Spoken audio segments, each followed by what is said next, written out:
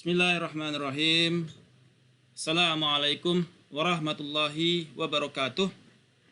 Waalaikumsalam warahmatullahi wabarakatuh. Waalaikumsalam. Selamat bertemu kembali di kelas Business Research Methods. Dan pada kesempatan di malam ini kita masuk ke topik ethnographic design. Ini bagian dari chapter 7, di mana di chapter 7 kita sudah membahas secara umum. Kemudian setelah kita bahas di 7B terkait dengan grounded theory analysis, dan pada malam ini kita akan juga berbicara mengenai ethnographic design. Apa yang menjadi key ideas terhadap Maaf Pak, ini saya aja atau emang layarnya nggak ada ya? Gambarnya belum ada nggak? Cuman hitam doang Pak. Oh, sebentar. Sebentar. Iya Pak. Ya. Tadi saya tanyakan sudah muncul apa belum? Katanya udah. Tadi awalnya muncul, terus waktu habis share itu hilang Pak. Oke, mungkin harus di-share ulang. Sebentar. Oke. Sudah? Udah Pak. Oke. Alright. Oke. Apa yang menjadi key ideas terhadap topik kita pada malam ini? Jadi, yang diharapkan kompetensi yang Anda miliki adalah Anda dapat mendefinisikan apa yang dimaksud mengenai ethnographic design. Kemudian Anda juga memahami kapan untuk melakukan ethnographics, when. Dan Anda memahami bagaimana mendevelop kepada ethnographic design dan apa-apa saja types dari ethnographic design, serta key karakteristik dari ethnographic research dan steps di dalam melakukan ethnographic, serta bagaimana mengevaluasi dari sebuah ethnographic studies. Jadi, kita mulai dengan apa yang dimaksud dengan ethnographic design. Jadi, the term of ethnographics itu berarti menulis tentang a group of people, ya, dengan pendekatan kualitatif design, di mana Anda akan mengidentifikasi terhadap sebuah group of people, mempelajari mereka di rumah mereka, di tempat mereka beraktivitas, menulis notes tentang bagaimana mereka behave, bagaimana cara mereka berpikir, bagaimana cara mereka berbicara, dan mendevelop bagaimana general portrait of the groups. Misalkan di Indonesia kita memiliki 300 suku bangsa, suku ya, 300 suku.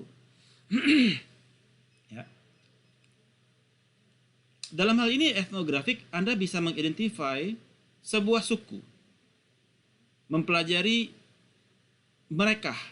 Kalau misalkan Anda mempelajari tentang suku Batak, Anda datang ke Toba gitu ya, ke tempat mereka, di rumah mereka, tempat mereka bekerja.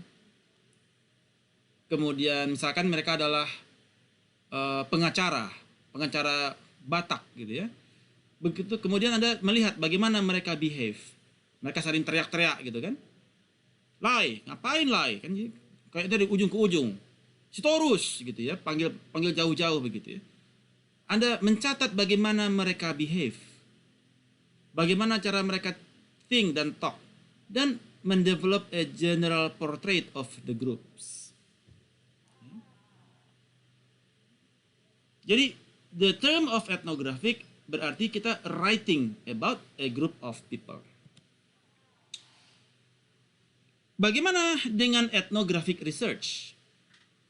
Ethnographic design merupakan qualitative research procedures untuk mendescribe, menganalisa, dan menginterpretasikan terhadap kultur sharing, sebuah kultur budaya dari sebuah grup yang berupa behavior mereka, beliefs mereka, language mereka yang terus berkembang sepanjang waktu. Jadi Anda berupaya untuk mendescribe, menganalisa, dan menginterpretasi terhadap budaya mereka, baik itu behavior, belief, dan language. Orang Batak teriak ujung ke ujung. Kenapa mereka menganalisa? Kenapa mereka ini kalau bicara ujung ke ujung teriak-teriak gitu ya? Mana ada orang Batak bicara lembut-lembut, pelan-pelan gitu ya? Nje, hampuro, amit mas, itu mana pernah kan? Nah, Anda menganalisa dan menginterpretasikan, oh ternyata mereka di kampung halamannya itu tinggal dari tebing ke tebing, ngarai ke ngarai. Jadi mereka karena dari satu kampung ke kampung yang lain di Toba itu jauh gitu ya, mereka pada teriak-teriak gitu kan, memanggil teman mereka karena lokasi mereka saling berjauhan. Jadi ada bagaimana kita menginterpretasikan terhadap sebuah budaya. Central to this definition is culture, ya, yaitu human behavior dan beliefs yang mereka miliki. Setiap orang memiliki beliefs, setiap suku memiliki beliefs. Suku Jawa berbeda beliefsnya dengan suku Batak. Suku Batak berbeda beliefnya dengan suku Dayak. Suku Dayak berbeda beliefsnya dengan suku Minang. Suku Minang berbeda beliefnya dengan suku-suku yang lain. Central to this definition adalah kultur, ya, yang dibentuk dari human behavior dan beliefs. Human behavior, misalkan karena mereka rumah jauh-jauh teriak-teriak gitu ya, itu human behavior. Dan beliefsnya kalau orang orang Sumbar, beliefsnya adalah suku mengikut suku perempuan. Jadi kalau yang perempuan sukunya A, anaknya A semua. Tapi bukan ikut suku si bapak. Kalau suku orang Batak mengikut sukunya si bapak. Bapaknya A, anaknya A semua. Ada beliefs di situ. Orang Sumbar ada beliefs kalau sudah dewasa dia harus merantau. Harus merantau. Jadi ada beliefsnya. Malu tinggal di kampung. Jadi dia beliefsnya merantau. Jadi setiap suku memiliki definisinya masing-masing terhadap behavior dan beliefs. To participate in the lives of others.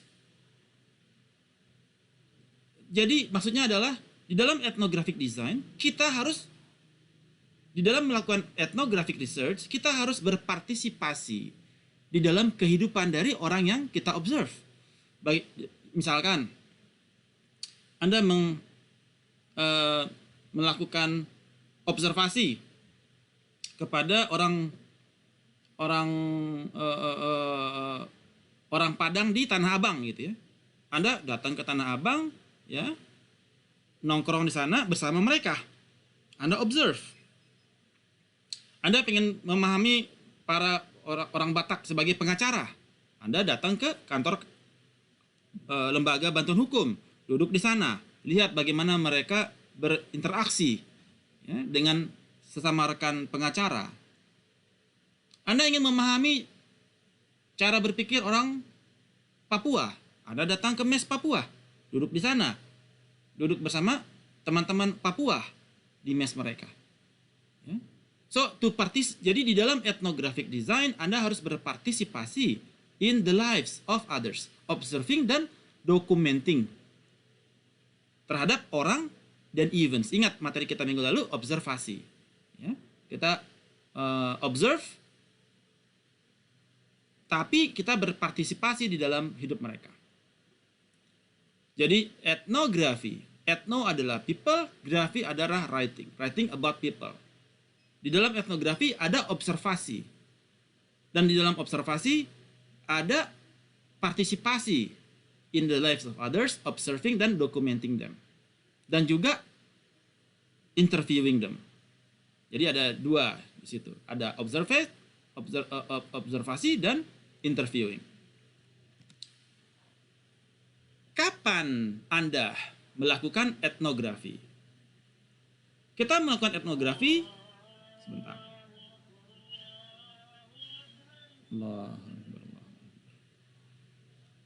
Kapan kita melakukan etnografi? Kita melakukan etnografi ketika kita ingin mendapatkan understanding. Ya, kita mempelajari kepada sebuah when a study of a group provide an understanding of a larger issues.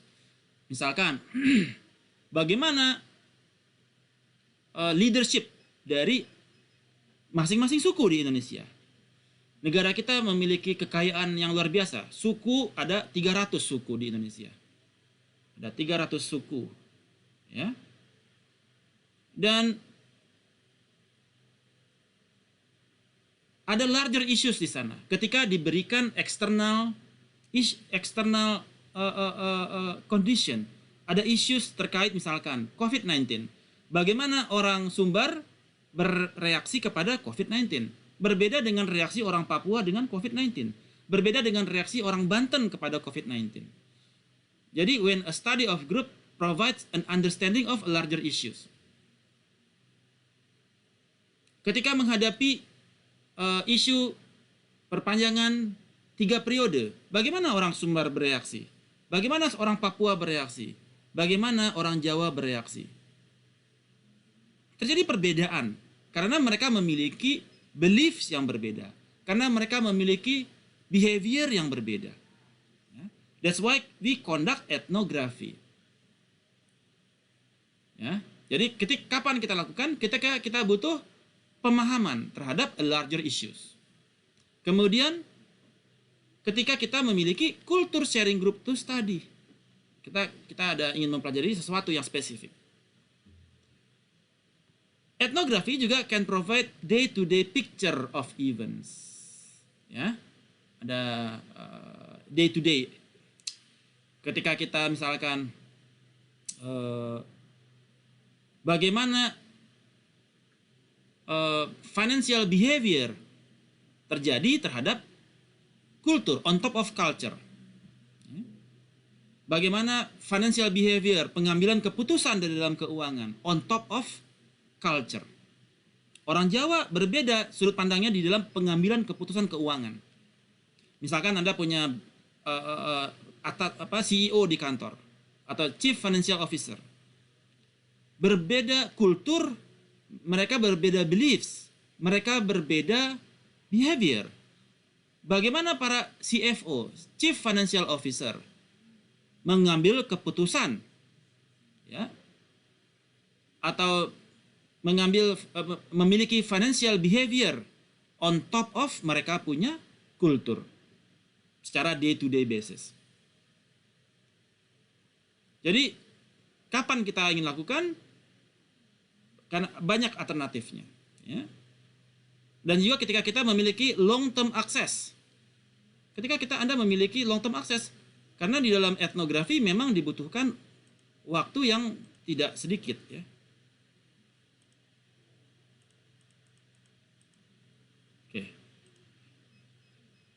Oke. What is it?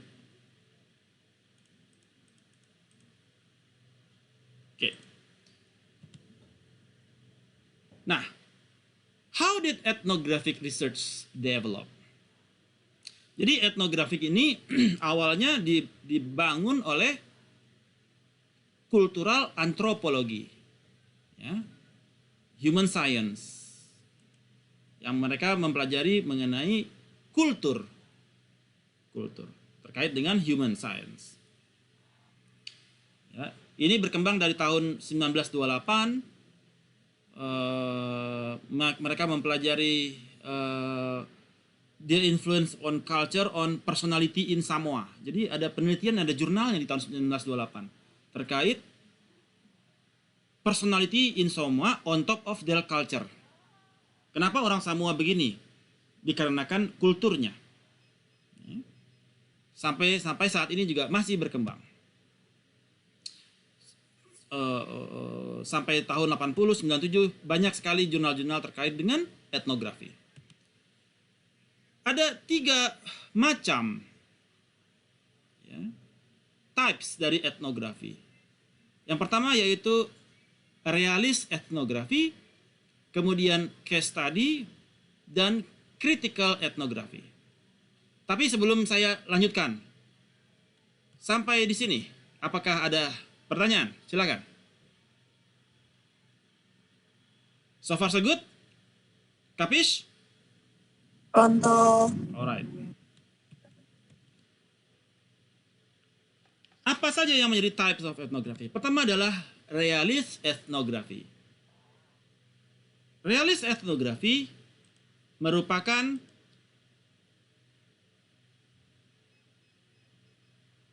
bagaimana kita melihat secara objektif kepada situasi dari sudut pandang pihak ketiga. Yang mana dia membuat reporting secara objektif terhadap informasi yang dia dapatkan dari participants at the field site. Jadi memang kita dalam realist etnografi kita harus di lapangan. Sudut pandang kita terhadap informasi yang kita terima. Informasi baik dari sisi observasi maupun interview. Di dalam realist etnografi kita menarasikan ya di dalam third person voice. Jadi suara pihak ketiga on what is observed. Jadi apa yang kita lihat? Gesturnya, rumahnya, kantornya, kesibukannya, keramaiannya. Ya. Nah itu dinarasikan oleh pihak ketiga. Di dalam hal ini researcher harus membuat report yang data free from bias, personal bias. Jadi dia harus set aside dia punya mindset. Karena dia dan juga political goals maupun judgment-nya dia. Jadi dia harus betul-betul free from personal bias. Jadi kita harus taruh dulu nih, put our political mindset, judgment mindset di dalam topik kita taruh dulu di lantai. Nggak boleh kita pakai ya untuk political head kita. So you have to be free from bias. Dan researcher produce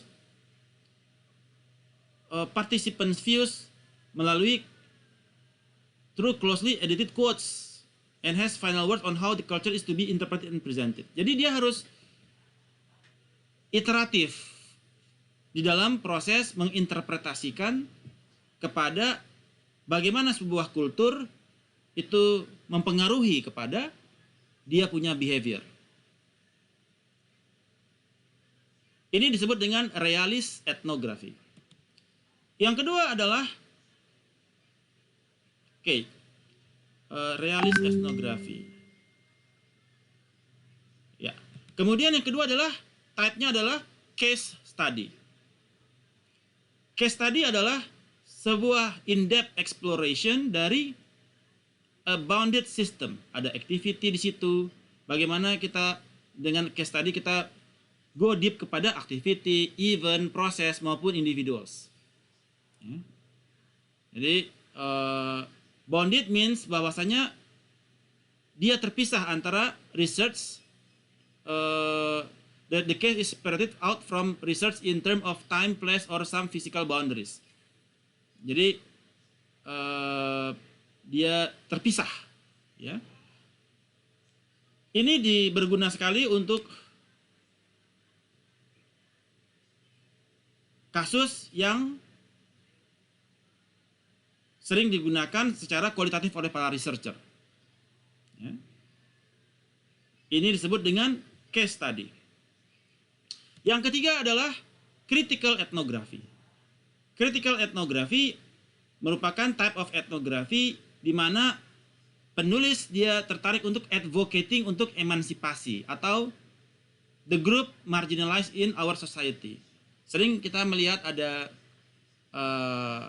para ethnographer yang dia critical thinkingnya tinggi. Dia selalu tidak dia selalu melihat kenapa ini terjadi. Ya. Jadi dia sering digunakan oleh political mindset people. Jadi di dalam politik tentu ada yang oposisi dan ada yang pihak berkuasa ya. Nah, para oposisi ini biasanya menggunakan politically minded people yang dia berpikir untuk selalu change society dan advocate against inequality dan domination. Ya. Jadi ada critical ethnography. Kenapa harus 3 periode? Kenapa pindah ibu kota? Dia critical ethnographer.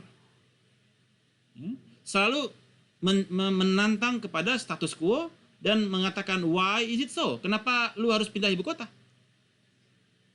Kenapa minyak goreng bisa langka?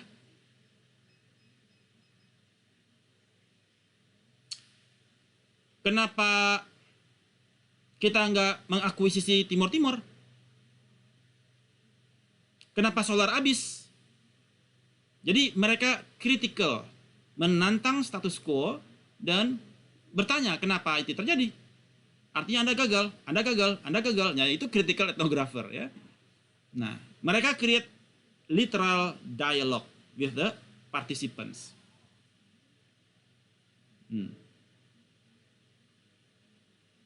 Nah, di dalam critical ethnography mereka selalu berpikir selalu mengejar kepada umumnya mengejar kepada social issues terkait power ya. Kenapa? Karena mereka selalu challenge kepada kekuasaan ya. Itu di dalam critical ethnographer. Empowerment, inequality, ya,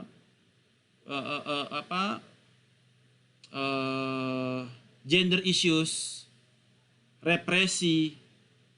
Kenapa kalau yang minta pemilu dipercepat disebut radikal? Kenapa yang meminta pemilu ditunda tidak radikal? Kan dua-duanya ingin mempercepat yang satu lagi memperlambat. Kenapa yang mempercepat dianggap radikal, yang menunda malah dianggap bagus? Nah, jadi mereka critical ethnographer gitu ya. Sering kita lihat di TV sekarang ini ya. Nah, mereka selalu membangkitkan social issues. Hegemoni, ya, victimization dan sebagainya. Dan para critical ethnographer ini sering berkolaborasi secara aktif dengan participants. Mereka sering banyak memiliki podcast gitu ya, yang membahas kepada isu-isu yang terjadi. Dan mereka self-conscious about their own interpretation. Dan non-neutral. Ya, mereka nggak neutral. Ya, karena mereka mengambil posisi di sini sebagai critical ethnographer. Jadi nggak ada yang mereka, ya nggak ada. Saya netral, nggak. Mereka tidak netral. Pasti mereka ngambil posisi oposisi. Nah, ini yang menjadi karakteristik dari critical ethnography. Sampai di sini, ada pertanyaan? Silakan. So far so good? Araso? Ada Hamida. Oke. Kemudian apa yang menjadi key karakteristik dari ethnographic design? Jadi pertama adanya cultural themes, di mana cultural themes ini adalah suatu declare, openly approve, suatu tema yang openly approve. Jadi kalau orang Batak ada openly approve bahwasanya mereka kalau orang Batak, kalau orang Jawa halus gitu ya. Orang Jawa sedikit agak keras gitu ya. Jadi ada cultural teams yang openly approved. Secara umum orang udah tahu, orang Batak pasti mereka agak keras, ya. Karena terbentuk dari kultur di situ. Ada kultur dan kultur wilayah, kultur geografi segala macam. Kemudian drawn from cultural anthropology or literature, ya, seen in purpose statement or research question as central phenomenon. Ada fenomena yang terjadi. Ya, ada. Kemudian secara cultural team ini nanti kita bisa melihat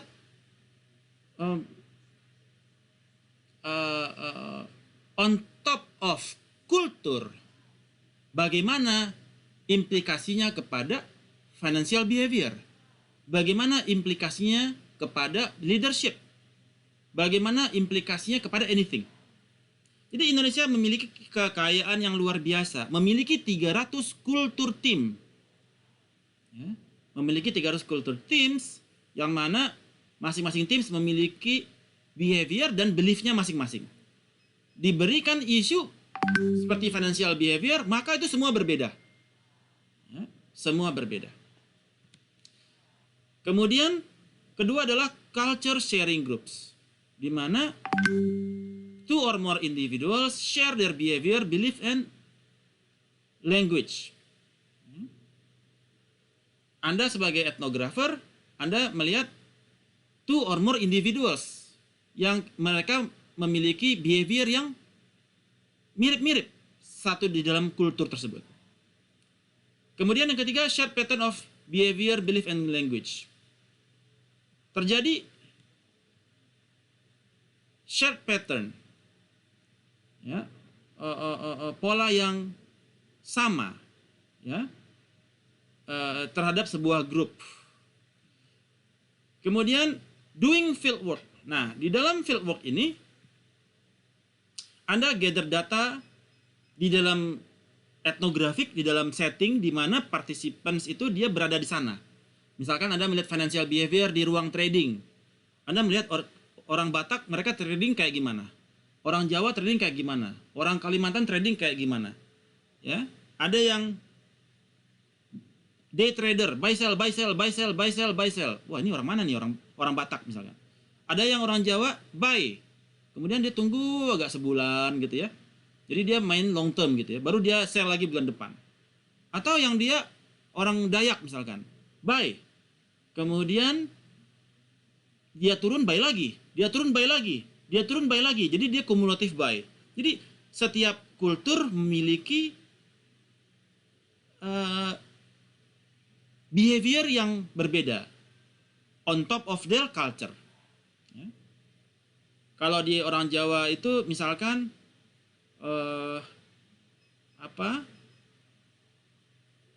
nerimo, wah yaudah kalau turun lagi ya beli lagi gitu ya. Nek mudun meneh tuku meneh, mudun meneh tuku meneh. Legowo, Pak, legowo. Legowo ya. Yo wis, rak popo, aku rak popo, tuku meneh gitu ya.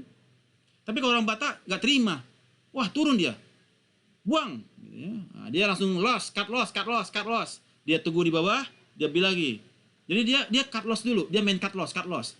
Jadi dia execute, dia punya loss, kayak gitu ya. Kalau orang Sumbar, dia wait and see, nggak berani ngambil keputusan ya. Wis mudun, munggah, nggak teko-teko ya, nggak tuku-tuku, udah munggah, wis telat aku, nggak sido tuku ngono loh. Nah, itu jadi berbeda, karena dia pantang rugi. Jangankan rugi, impas aja ogah. Nah, itu orang Sumbar ya. Jadi jangankan rugi, impas aja nggak mau dia. Jangankan rugi, impas aja nggak mau. Yang dia cuma mau untung. Jadi begitu turun, wah gimana? Siarep mudun iki. Nah, biarin aja. Tiba-tiba udah naik, wah tadi gak turun lagi. Munggah meneh. Ya, wis larang iki, wis batal gitu ya. Jadi ada secara kultur mempengaruhi kepada financial behavior mereka. Ya. Kemudian description, themes, dan interpretation. Ya. Bagaimana kita melihat apa yang menjadi themes dari terhadap kultur tersebut. Apa yang menjadi themesnya orang Sumbar? Gitu. Apa yang menjadi themesnya terhadap orang Batak? Misalkan ini ada risk taker atau risk averse, para pengambil resiko, para yang menghindari resiko, dan lain sebagainya. Kemudian group context or setting. Jadi di sebuah kelompok itu ada, tidak kita lihat secara kontennya, tetapi juga melihat konteks. Kenapa orang Sumbar itu dia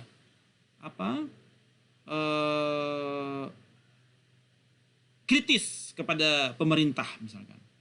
Kita banyak melihat orang Sumbar pada kritis kan. Nah, itu karena mereka misalkan konteksnya adalah pernah menjadi ibu kota negara dan pernah ada presidennya, Safruddin Parawira Negara, presiden negara Indonesia yang kedua. Ya. Jadi presiden RI kedua adalah Safruddin Parawira Negara. Jadi mereka merasa memiliki gitu ya. Nah, kemudian kenapa orang ada konteks di situ? Kenapa orang Jogja itu mereka seperti memiliki kasta agak tinggi? Karena tanah nggak boleh dijual, tanah semua milik orang Jawa. Tidak boleh tanah di Jogja dijual keluar orang Jawa. Nah, itu ada peraturan dari kerajaan Jogja di situ. Ya. Tanah nggak bisa dijual. Kemudian jadi ada konteksnya di situ. Ya, ada konteks. Ini kerajaan Yogyakarta Hadiningrat gitu. Nah, ada konteks. Kenapa? Jadi setiap suku bangsa itu memiliki konteksnya masing-masing. Ya. Kemudian researcher reflexivity. Ya, researcher openly discuss her role in study in a way that honor the set and participants. Jadi sebagai researcher kita harus menghargai kepada sites, tempat, dan para participants. Karena memang secara etnografer dia berada di lokasi yang mana menjadi observasinya dia. Jadi dia harus menghargai sites tersebut.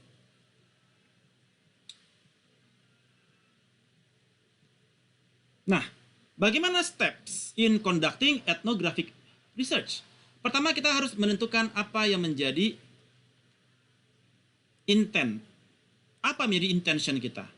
Dan apa type of design?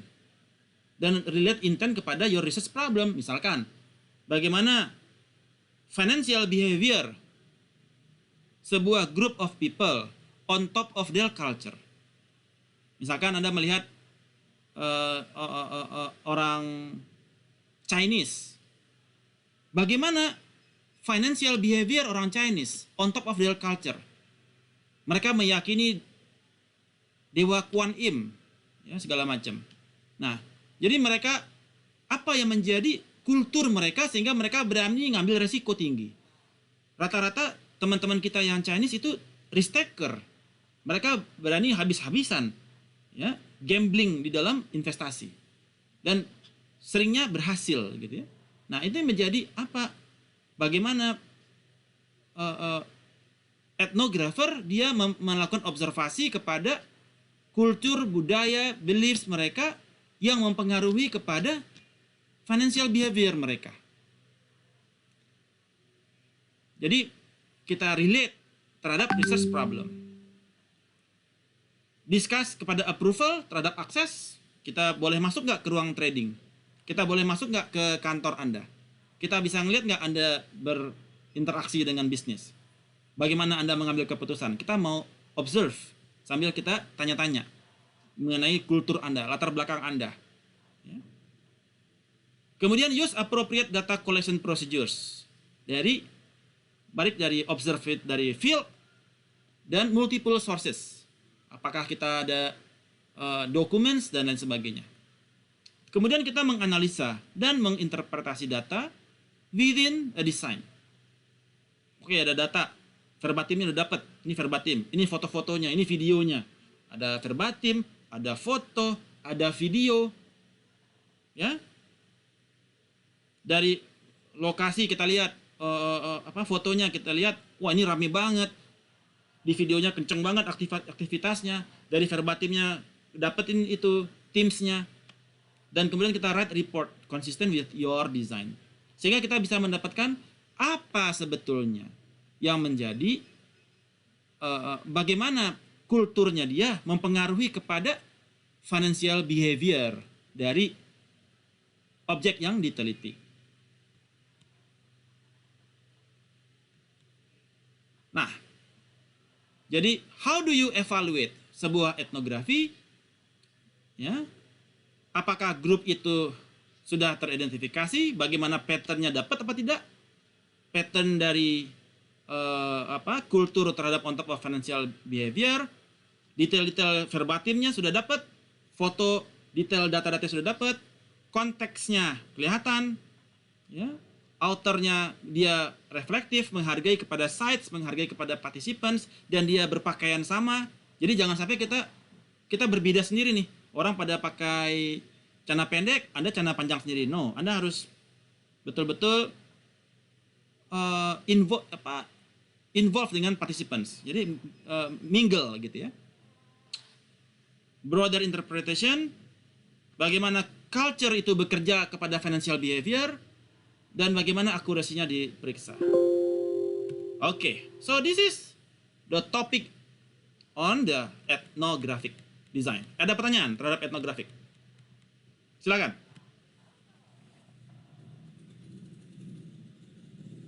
Tugas Anda nanti untuk UAS adalah membuat penelitian mengenai ethnographic design. UAS atau UTS, Pak? UTS. Tugas kelompok UTS, Anda membangun ethnographic design. Jadi, on top of culture. Bagaimana financial behavior on top of culture? Bagaimana financial behavior orang Chinese? On top of sisi culture-nya dia. Ya. Bagaimana kultur Chinese membangun financial behavior? Bagaimana kultur orang Batak kepada financial behavior. Ya. Nah, financial behavior ini nanti saya sudah taruh di sebentar, saya upload dulu ya untuk UAS-nya. Jadi sebentar. Bapak misi. Kenapa? Boleh, Pak. Ulang lagi? Mau tanya boleh? Silakan. Boleh tanya. Silakan. Kalau etnografinya base-nya nggak cuma by ras, misalkan saya by demografi kayak gitu, bisa nggak sih Pak? Atau etnografi itu harus by ras gitu? Etnografi itu adalah studi about a group of people. Ya, secara umum dia a group of people. Jadi ketika Anda bicara kepada kelompok skateboarders, nah itu juga bisa. Para skateboarders, Anda melakukan etnografik kepada para penggemar skateboard. Seperti apa sih on top of bagaimana sih Anda observe bagaimana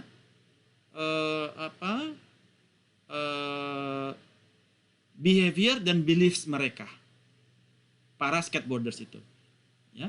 Jadi tidak mesti kepada suku budaya ya, tidak mesti kepada itu, tapi a group of people yang memiliki a shared culture. Kulturnya adalah kultur skateboarders. Kebayang? Tadi nanya siapa ya? Dadang. Siapa? Yuliandri. Oke, Pak. Kebayang ya? Nah, Iya, Pak. Iya, Pak. Tapi makasih, di dalam Pak. tugas UTS ini adalah saya on top of culture. Karena saya melihat culture di Indonesia sangat banyak ya, 300 ya. Jadi bagaimana kultur suku mempengaruhi kepada financial behavior. Kebayang, Yulia? Iya, Pak. Not, Pak. Oke, saya sudah share untuk assignment. Udah terima belum ya? Nah, ini saya share dulu di sini. Udah, Kak. Jadi, please conduct ethnographic design on a group of people, financial behavior, on top of their culture. Ya, on top of their culture. Seperti misalkan di dalam mereka pursuing terhadap wealth. Bagaimana cara mereka mengejar kekayaan? Bagaimana orang Jawa, orang Sumatera, orang Batak, ya ada 300 suku ya. Di dalam pursuing wealth. Bisa sudut pandangnya dari pursuing wealth atau persiapan untuk pensiunnya gimana nih? Kan kita bicara financial behavior. Apakah orang Jawa pengen ke bertani ke dia untuk itu ya, untuk persiapan pensiun, atau orang Batak taruh saham yang banyak, beli saham yang banyak gitu ya. Saya nggak tahu ya, kita tergantung penelitian kita masing-masing ya. Apakah bagaimana mereka menggunakan robot trading ya, seperti binomo gitu ya, Bitcoin juga, cryptocurrency. Apa yang kira-kira financial behavior mereka ya. Kemudian bagaimana pola konsumsi, bagaimana mereka pola savingnya. Oh, rata-rata mereka ada duit lebih investasi ke saham, ada yang punya duit lebih investasi ke deposito, ada yang punya lebih duit ya taruhnya ke rumah, tanah, mobil gitu ya. Nah, jadi bagaimana mereka, apakah mereka secara pasif investor atau aktif investor? Reference ada 2 perkuliahan saya terkait dengan behavioral finance yang bisa Anda tonton terkait behavioral finance, financial behavior. Tapi kita melihatnya on top of culture, ya, on top of culture. Kemudian ada beberapa jurnal terkait behavioral finance menggunakan etnografik yang sudah saya attach di materi. Ya. Ada ya, silakan. Berarti tugasnya nanti sama kayak yang grounded theory kemarin ya Pak? Ya, kayak grounded. Jurnal. Tugas kelompok, Anda buat deck, Anda buat jurnal, nanti ketika UTS Anda presentasi. Oke Pak. Ada waktu 2 minggu ya. Kita UTS tanggal berapa ya? Tanggal 11, Pak. Hah? Tanggal berapa? Tanggal 11. Sekarang tanggal 4, artinya minggu depan dong ya? Minggu depan. Ya, masih bisa kan? Pak. Masih bisa ya? No, Jadi kelompoknya masih yang sama kan ya Pak? boleh. Yang lama boleh. No issues. Pak, Yes. kalau Pak Dadang. apa? Itu bisa ini nggak apa? Bisa antar mahasiswa aja kan banyak ikutannya. Antar mahasiswa untuk? Yang untuk masalah suku-sukunya kan? Ya, it's up to you. Saya nanti akan attach lagi nama kelompok-kelompok sukunya ya. Bukan, maksudnya jenis sukunya ada 300. Ntar saya kasih listnya. That's your call. Anda mau meneliti kepada suku apa? Anda meneliti financial behavior-nya on top of suku apa, terserah Anda. Teman-teman sendiri bisa dijadikan bahan penelitian kan? Bisa. Pada pemain sahamnya siapa gitu ya, atau para investornya siapa, ya kan? Tradernya siapa gitu ya. Anda nanti juga sebaiknya sih cari yang, atau kepada CFO Anda. Anda lihat punya CFO kan, atau di company Anda siapa yang si bagian cash management, bagian treasury siapa? Ya. Si treasury ini kan dia jagain cash management, duit idle itu kan. Duit idle kan dia mainkan di beberapa portofolio kan. Ada yang mainnya di banyak portofolio, dia diversifikasinya banyak banget. Ada yang diversifikasi cuma satu gitu ya. Telkom doang. Ada yang dia lintas industri. Nah, Anda melihat tuh, nih kenapa ya ini orang dia jaga diversifikasi, dia punya saham itu di banyak tempat ya. Nah, Anda melihat apa yang menjadi pengaruh dari kulturnya mereka kepada financial behavior-nya dia sebagai treasury manager. Kebayang Pak Dadang? Bayang Pak. Ya. Nah, ini kemudian Anda juga pantau tuh, lihat tuh bagaimana mereka bermain. Nah, ini jadi kemudian Anda juga melakukan interview, ya. Bisa juga mengadopsi grounded theory kepada apa yang menjadi themes dari kultur mereka. Apa yang dari kultur mereka yang mengakibatkan mereka seperti itu? Apa yang menjadi beliefs-nya dia?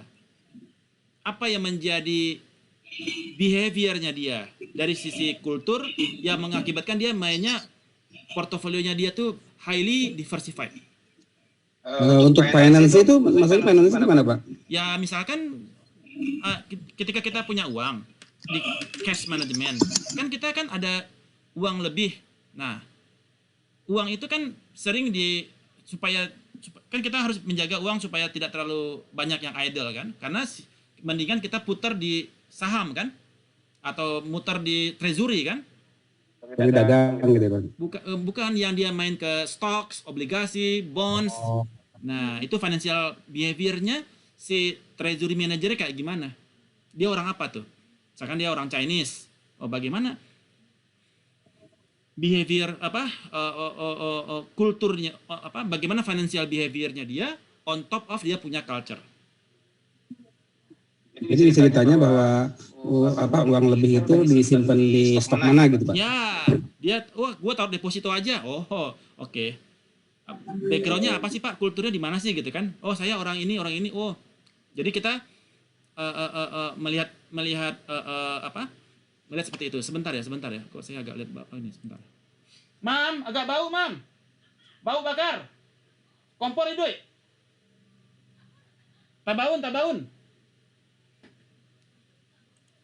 Oke. Alright. Itu Ya. mesti apa namanya kan nggak mesti saham semua kan ya Pak? Nggak harus. Bagaimana Nggak harus kan? persiapan pensiun? Bagaimana Anda melihat rekan Anda yang persiapan pensiunnya kayak gimana? Yang orang Batak. Oh, ternyata dia udah beli tanah di kampung gitu kan. Jadi dia taruh duit di deposito di bank syariah. Tiap bulan dia hidup dari bunga return dari bank syariah, murabahah doang tiap bulan. Ya, kan ada juga pola-pola begitu kan Pak Istijar. Ada Pak. Nah, jadi persiapan pensiun bisa, kemudian yang main robot trading. Nah, itu juga yang dia pakai Fahrenheit gitu-gitu ya. Binomo, Indra Kens gitu ya, yang dia main trading saham. Pertanyaan lagi? Yang penting temanya financial behavior itu aja kan ya Pak? Yes. Selebihnya itu terserah nanti kita gimana nemuinnya. Ya, karena kita nggak tahu apa yang akan menjadi ini kan? Kan kita kan free of bias kan? Kita nggak tahu apa yang akan menjadi verbatim di sini kan? Tidak tahu apa yang akan menjadi observasi yang di sini kan? Oke Pak. Ya, ini kita nggak bisa tahu nih, kecuali nanti sudah kita dapatkan verbatimnya, sudah dapatkan ininya ya,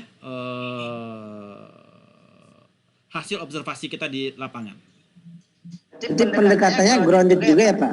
Artinya kan kita nggak memiliki teori-teori dasar ya Pak? Ya, jadi kita cuma lihat fenomena aja kan? Ya, ketika Anda interview kan Anda bisa adopsi grounded kan? Ya. Dan ketika Anda melihat observasi, ada foto, ada video, itu kan data juga. Data bagaimana melihat observasi kepada mereka punya tempat, punya rumah, ya kayak begini rumahnya. Terus dari pertanyaan Anda itu kan juga bisa kelihatan tuh apa yang mendasari beliefs mereka, bahwasanya kalau mati itu uang di dunia sama dengan uang di akhirat begitu kan. Nah, itu kan ada belief di situ ya Pak Istijar. Jadi makanya mereka kejar-kejaran mengejar dunia. Nah, kebayang Pak Istijar? Yang Pak. Oke. Ini Pak, mau tanya, Pak. Ya, silakan Robi. Untuk yang tadi pop culture itu berarti cuma boleh satu ras atau boleh berbagai ras untuk Boleh membandingkan Pak? perbandingan. Jadi kalau ada mau komparasi antara beberapa ras, even better. Oke. Terus untuk sampelnya sama kayak yang grounded theory atau gimana? Sama kayak grounded. Oh ya. Bukan maksudnya jumlahnya ya? Ya jumlahnya Sama sampelnya. aja. Betul. Oh ya. Oke. Purposive sampling, Terima kasih, Pak. purposive ya. Any other questions? Tidak ada? Oke, saya lanjutkan ke topik selanjutnya. Sebelum kita masuk ke... Sudah tidak ada pertanyaan ya? Oke. Pak, satu lagi Pak. Ya, silakan Pak Dedang. Yang masalah bobot itu Pak, dulu kan pernah ada bicara bahwa hasil wawancara itu bobotnya beda tiap orang tuh. Ya. Nah, itu menentukan nilai bobot itu gimana ya Pak ya? Bahwa orang ini bobotnya ada parameternya nggak sih? Coba ini 8 gitu. Ya. Bisa. Jadi ketika Anda bisa menilai bobot seseorang itu bisa berbeda-beda. Anda nggak bisa menyamakan Sri Mulyani dengan siapa ya? Sri Mulyani Menteri Keuangan. Terus Anda tanya anak baru tamat kuliah, Anda tanyain terkait ekonomi. Apa yang disampaikan anak baru tamat S1 sama Sri Mulyani pasti berbeda bobot, betul nggak Pak? Pak Budi? Betul. Cuman masukin ke grounded teorinya gimana Pak ya? Nah, Jawabannya dengan itu. Ya. Jadi di dalam frekuensinya Pak. Iya betul. Oh gitu. Di dalam frekuensinya bobot Sri Mulyani 1 misalkan. Bobot si anak yang baru tamat itu misalkan 0,5 misalnya ya. Nah nanti dia artinya memiliki setengah bobotnya si Sri Mulyani. Nggak mungkin kita samain suara Sri Mulyani dengan suara anak baru wisuda. Kebayang Pak Robi? Cuman maksudnya itu untuk membuktikan bobotnya itu 0,5-nya dari Pak Suryani itu apakah ada parameternya Pak? Judgment. Oh jadi subjektif aja kita Pak? Subjektif kepada si peneliti. Oh, jadi bebas aja ya? Ya misalkan dibikin 0,2 juga boleh. Kan misalkan S1, S2, S3, Sri Mulyani S3 gitu kan. Ya udah 3. Jadi Sri Mulyani 1, anaknya 3 gitu ya. Oke, baik Pak. Oke. Terus tiba-tiba ada lagi suaranya Rizal Ramli sama-sama 9 kan? Tiba-tiba datang lagi suaranya Faisal Basri sama-sama 1 kan suaranya bobotnya ya. Rizal Ramli. Jadi kita bikin layer kastanya ya. Kasta secara weighted ya. Ini masuk ke weighted kasta yang sama nggak? Ini kastanya beda nih. Ini kasta di bawahnya nih. Ini kasta lagi di bawahnya gitu ya. Nah, seperti ini kan yang akan datang itu kan penelitian yang contoh di kantor gitu kan. Ya. Kita nanya ke CEO beda kan dengan karyawan biasa gitu kan. Beda Pak. Nah, beda. Tapi kita bicara di sini kan on top of culture kan? Itu berlaku nggak Pak? On top of culture itu Pak? Ya on top of culture kita melihatnya secara culture ya, secara culture. Tapi kalau Anda mau pakai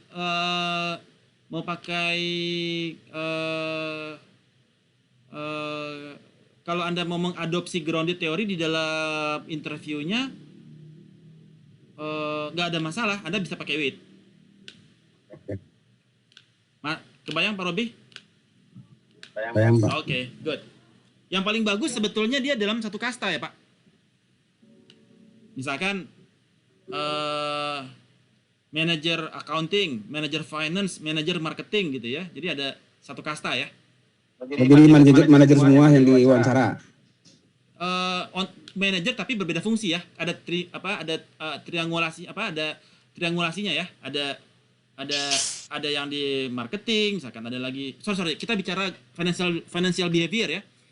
Financial behavior misalkan CFO, kemudian tapi kan CFO terkait di satu perusahaan, yang satu lagi CFO di perusahaan lain Pak, satu lagi CFO di perusahaan lain, kan ada 3 CFO kan, yang dia sukunya sama-sama Batak gitu ya. Kebayang nggak Pak? Bayang berarti kita misal cari 3 perusahaan yang CFO-nya yang beda-beda etnisnya gitu ya. Satu etnis misalkan. Oh, satu etnis, Ya. tapi beda perusahaan. Tapi beda perusahaan. Bayang juga nih Pak. Ya maksudnya secara umum ya. Secara umum ya. Konsepnya seperti itu ya Pak ya. Oke. Berarti respondennya apple to apple berarti itu ya Pak? Misalnya sederajat gitu ya Pak? Bukan, kalau saya sih nggak sebenarnya ya. CFO manager itu sebetulnya weighted-nya hampir sama sebetulnya kan. Iya kan, CFO ya sama-sama S2 lah gitu kan. Sama-sama S1, S2 gitu kan nggak begitu jauh Pak sebetulnya. Ya. CFO, manager, saya nggak ngelihat terlalu jauh sih jaraknya sebetulnya. Karena yang CFO kadang-kadang juga nggak paham kan. Yang ngerjain kan si manajer sebenarnya. CFO kan cuma ngangguk sama geleng kan sebenarnya dia kan. Pak, eksekusi nggak nih? Gitu kan. Pak, eksekusi nggak? Nggak gitu. Gitu aja kan. Tapi yang banyak berpikir sebenarnya kan yang si portfolio manager. Kebayang Pak Istijar? Bayang. Oke. Alright. Kalau tidak ada pertanyaan, Apa? ya, Satu Pak. Astrid. Kalau nggak harus grounded teori nggak apa-apa Nggak kan? Kalau harus. bisa pakai output atau deep interview aja, Cukup. karena kayaknya lebih enak untuk culture kayak gitu. Iya, bisa, nggak ada masalah. Ya. Ya Pak. Oke. Tidak ada pertanyaan? Oke.